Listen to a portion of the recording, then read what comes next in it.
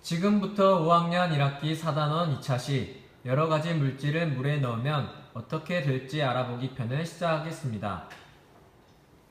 활동 1. 여러가지 가루를 물에 넣어 관찰하기.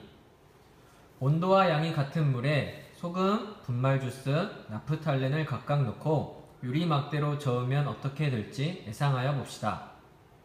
소금과 분말 주스는 물에 잘 녹을 것이고 나프탈렌은 물에 잘 녹지 않을 것 같습니다.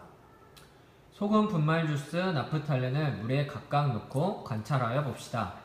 첫째, 비커 3개에 물을 20ml씩 담습니다. 각 비커에 소금, 분말 주스, 나프탈렌을 각각 한 숟가락씩 넣고 유리 막대로 저으면 어떻게 될지 관찰합니다.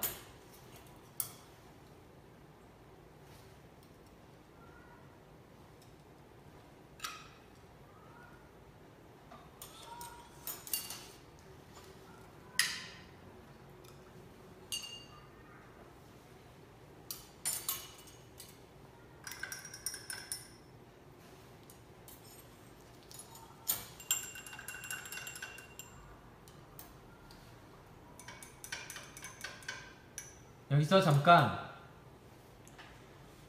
가루 분말과 나프탈렌, 그 다음에 녹말 주스 가루를 녹일 때에는 바로 관찰하지 마시고 녹는 것을 확인하신 뒤에 관찰을 하시면 되겠습니다. 셋째, 각 비커에 같은 가루 물질을 3숟가락씩 더 넣고 유리 막대로 저으면 어떻게 되는지 관찰합니다.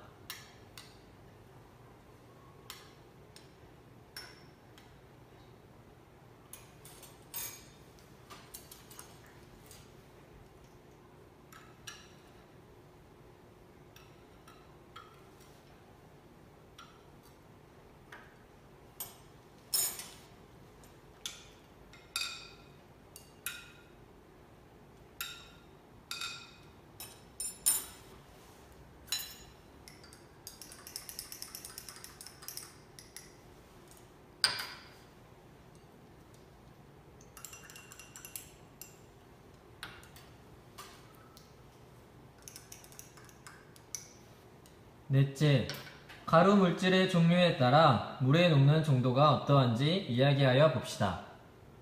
소금의 경우 첫 번째 숟가락을 넣었을 때는 모두 녹았으나 세 숟가락을 넣었을 때는 바닥에 남는 것이 있습니다.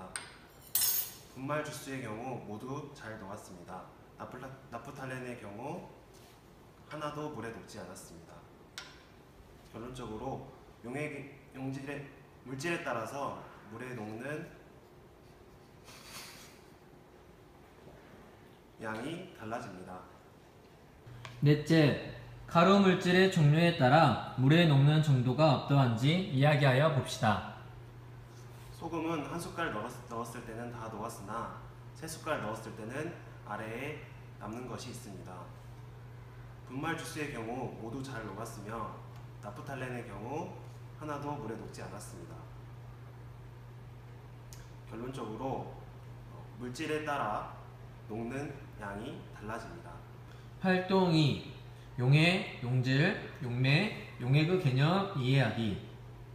물에 소금을 넣으면 소금이 물에 녹아 소금물이 됩니다. 이러한 현상을 설명할 때에 사용하는 말을 알아봅시다. 소금이 물에 녹는 것처럼 어떤 물질이 다른 물질로 골고루 섞이는 현상을 용해라고 합니다. 소금처럼 어떤 물질에 녹는 물질을 용질이라고 하고 물처럼 어떤 물질을 녹이는 물질을 용매라고 합니다. 이것으로 5학년 1학기 4단원 2차 시 여러가지 물질을 물에 넣으면 어떻게 될지 알아보기 편을 마치겠습니다.